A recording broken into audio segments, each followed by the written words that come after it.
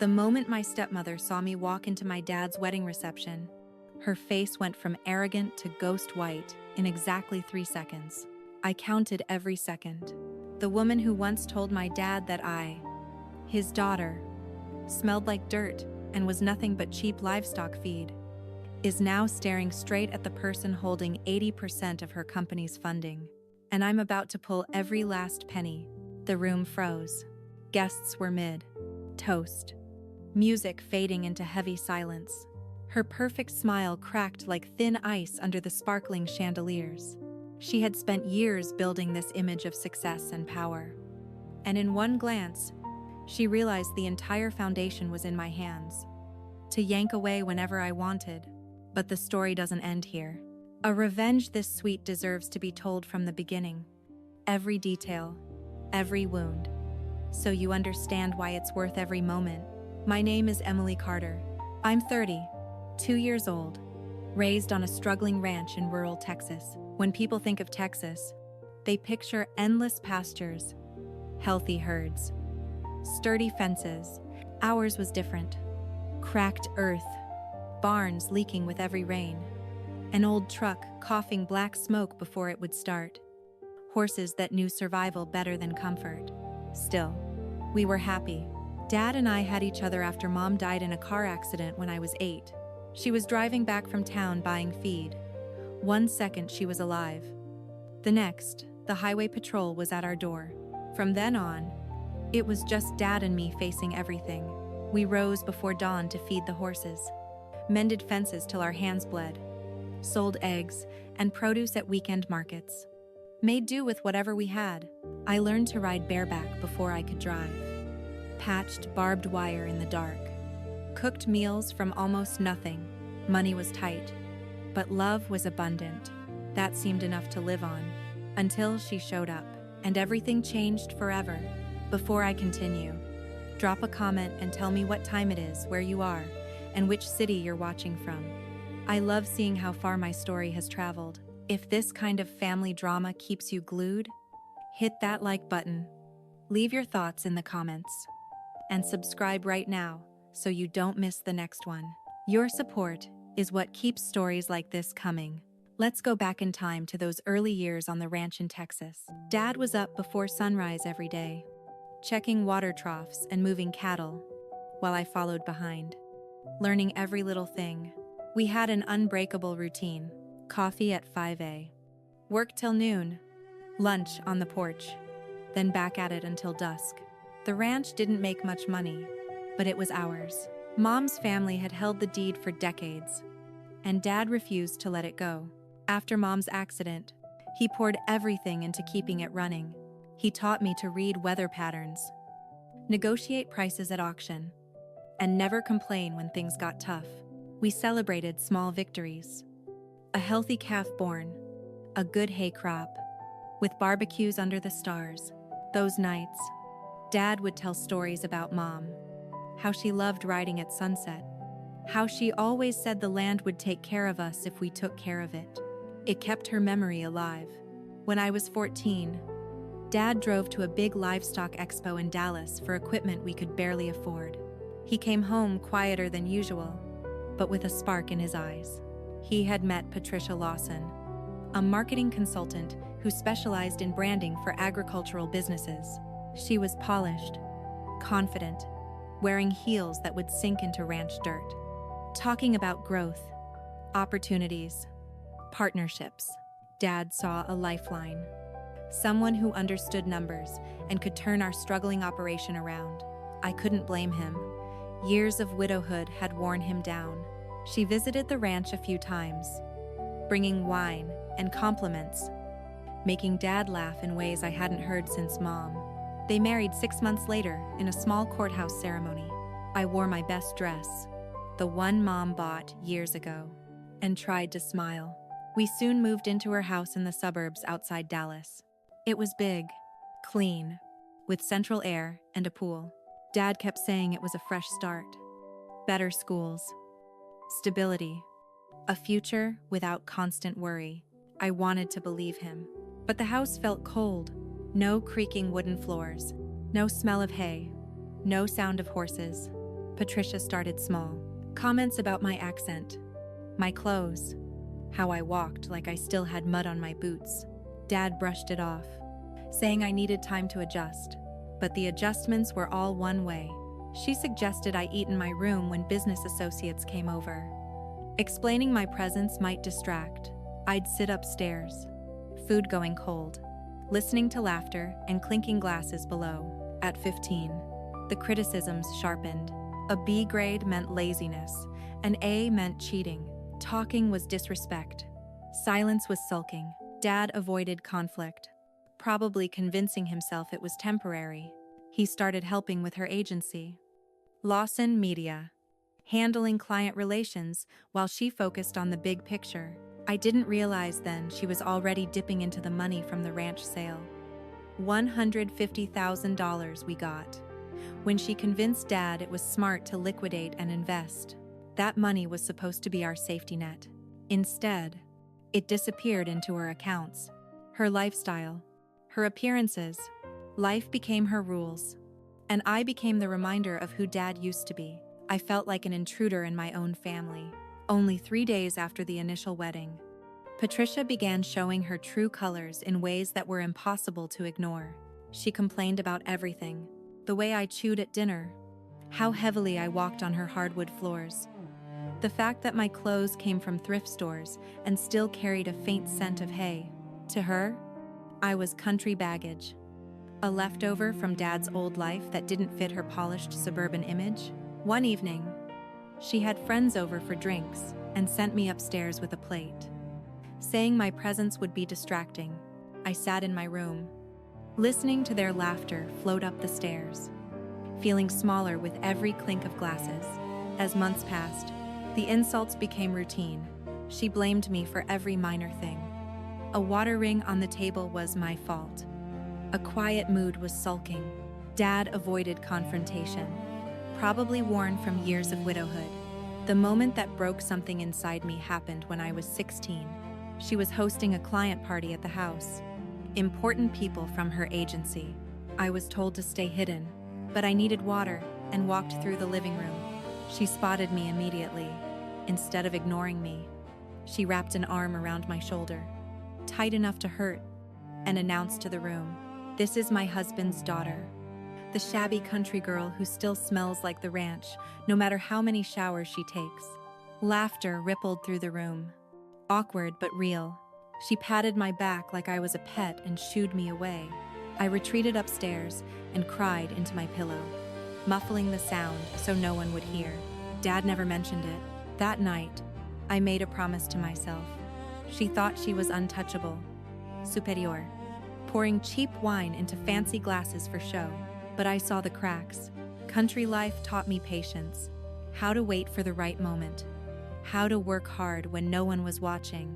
She had no idea what she'd started. The next week at school, I told my new friend Lisa Hartman everything. We met in English class, bonded over shared lunches and late night texts. Lisa listened, eyes wide, then said, "She's wrong about you. Emily, you're going to prove it." Her words were like fuel. Lisa came from a similar background. Small town, tight budget, and she understood. She helped me study, encouraged me to join clubs, reminded me daily that Patricia's opinion didn't define me.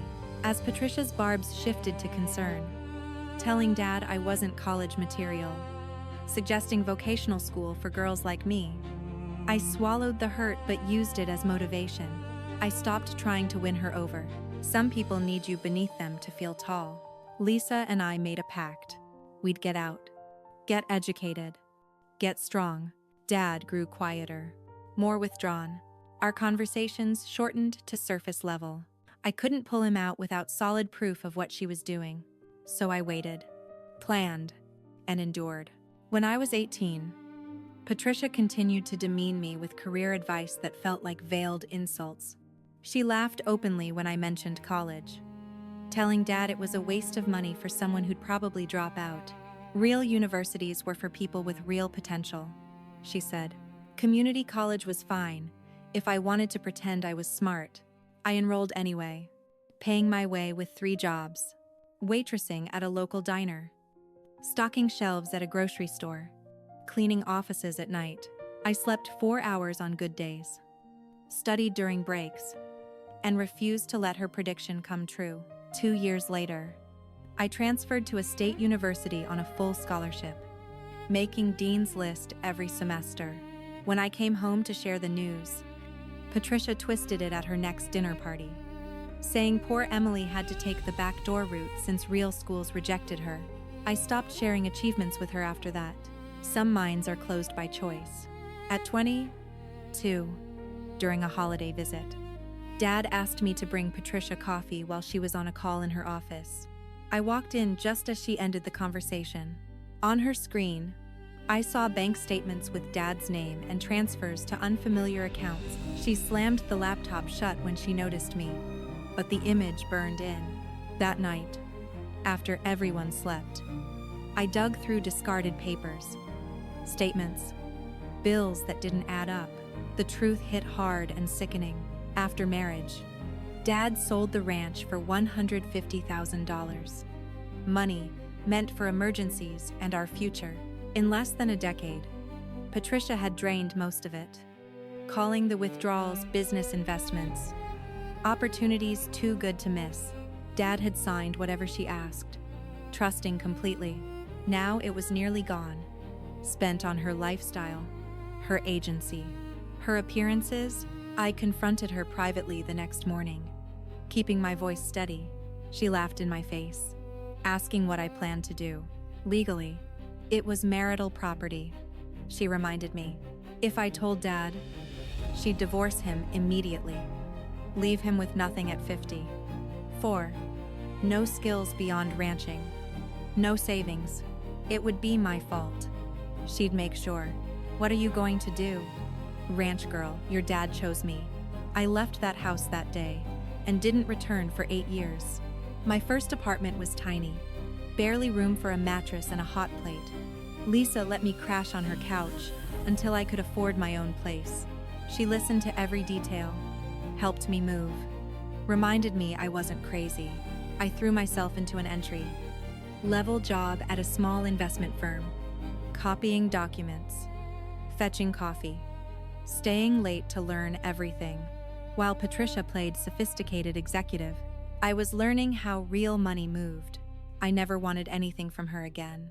After leaving home at 22, I lived in a small apartment with Lisa's emotional and practical support. She helped me furnish it with thrift finds, cooked meals when I was too tired, and pushed me to keep going.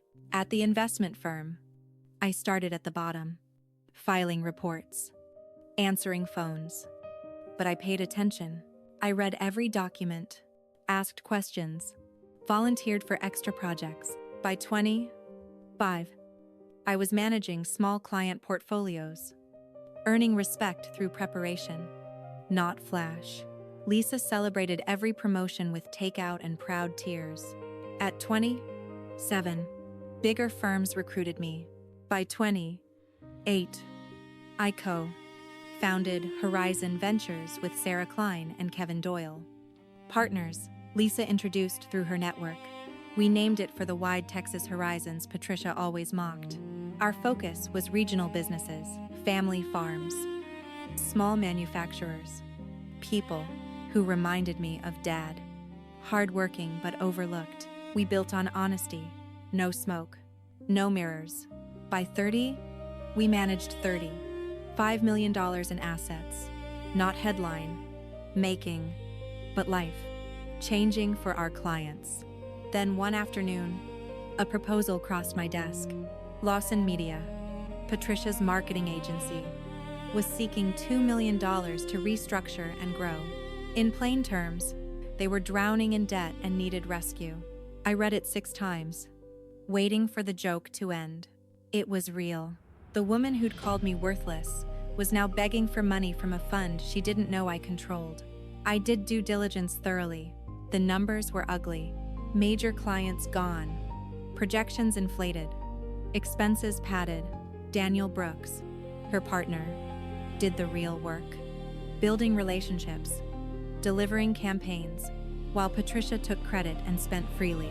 I discovered she had taken loans against the house, Dad's house, putting it in her name through legal tricks.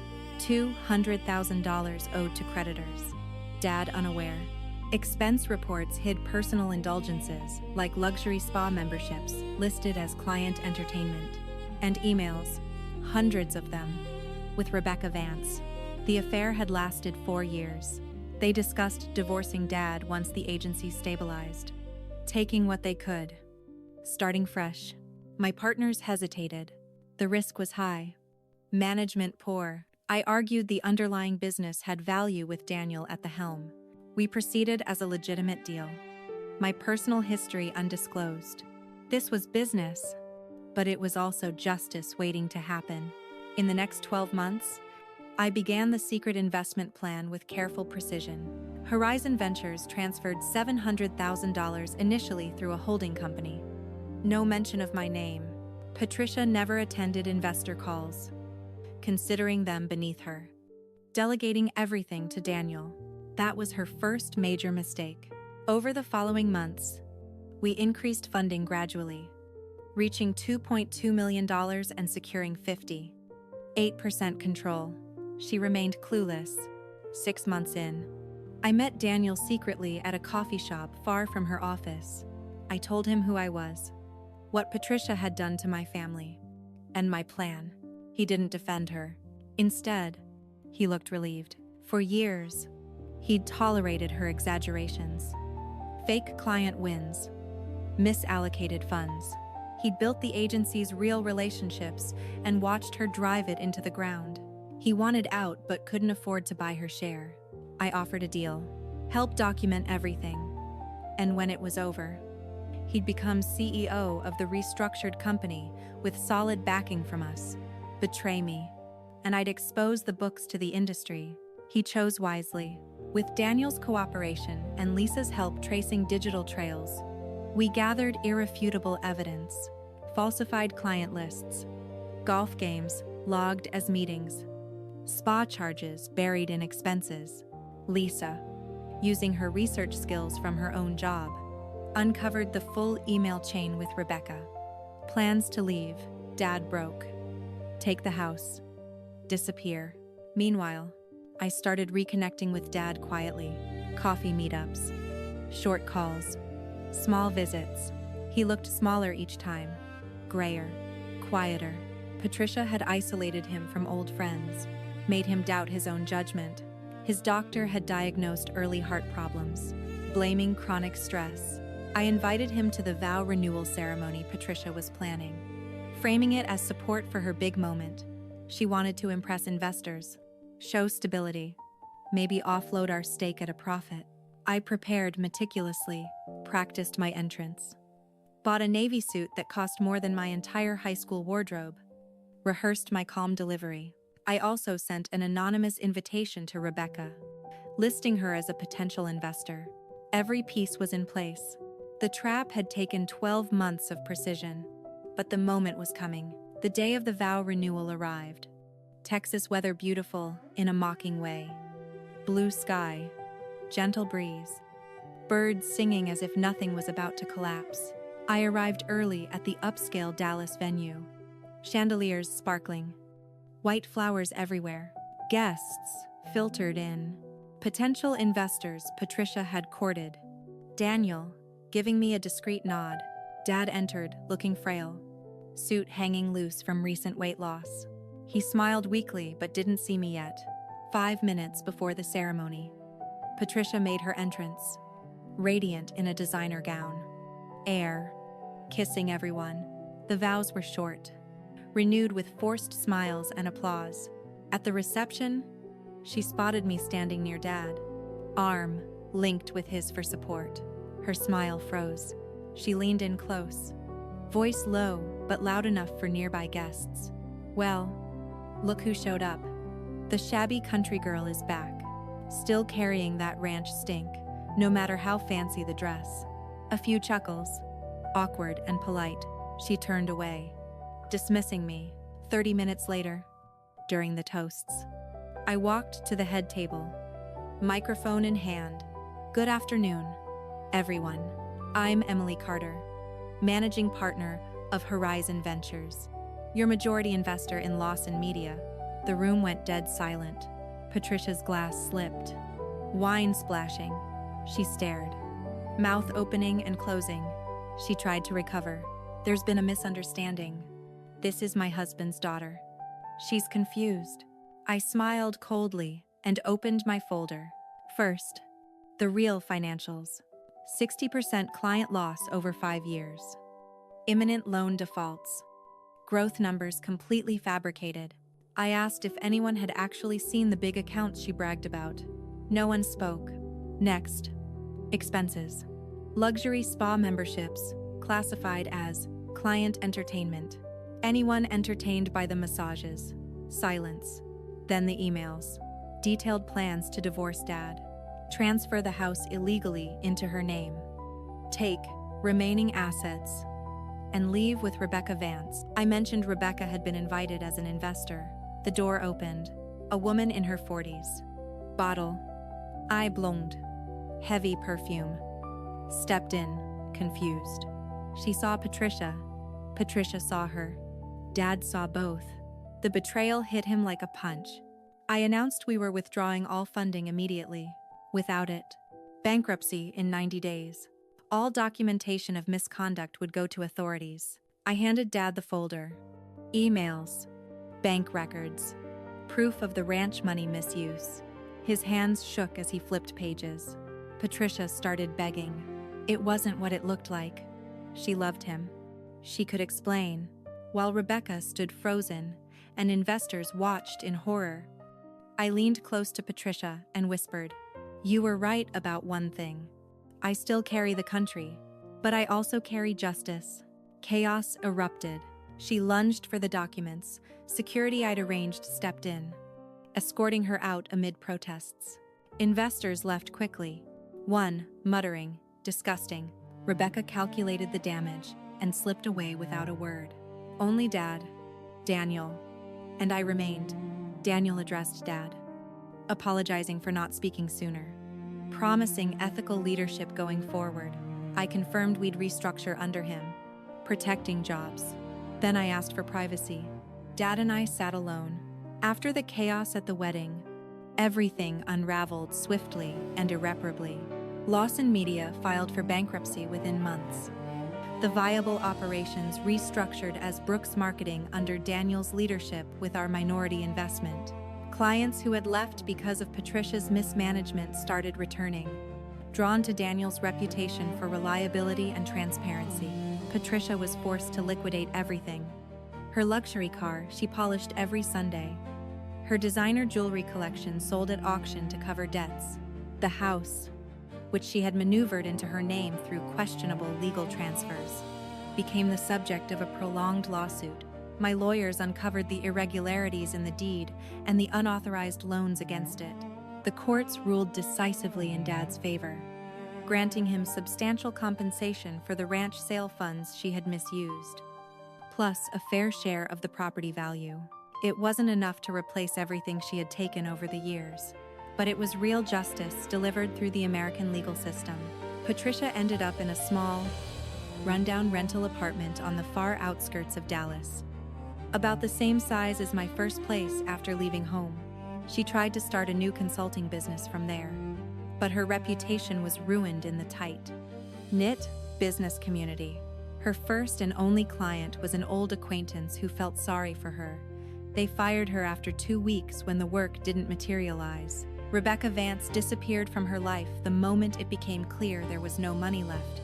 Eternal love, it turned out, had a very specific price tag.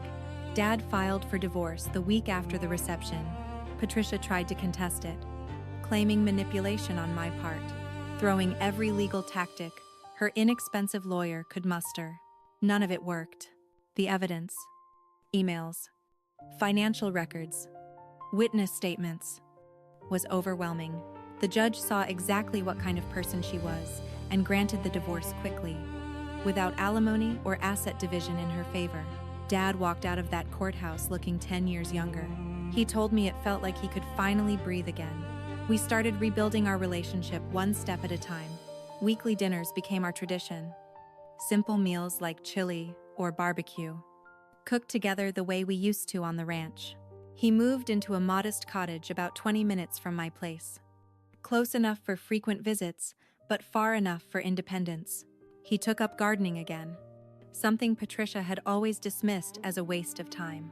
His heart condition stabilized dramatically once the constant stress was gone. His doctor was amazed at the improvement. A few months later, he started dating a kind, retired teacher he met at a local community gardening class. She listens to his stories, asks questions, genuinely cares. When I met her, she spent half an hour asking about my work and actually hearing the answers. I told Dad I approved. At least this one likes plants instead of pretending to be one. He laughed. A real laugh I hadn't heard in years. That sound alone made every hard day worth it. One weekend, I drove out to where our old ranch used to be. Different owners now, different fences, different crops. But standing in that field where Dad taught me to ride, where Mom used to watch the sunset, I felt peace for the first time in decades. Patricia had spent years trying to make me ashamed of my roots, calling me poor, unsophisticated, worthless, but everything good in me.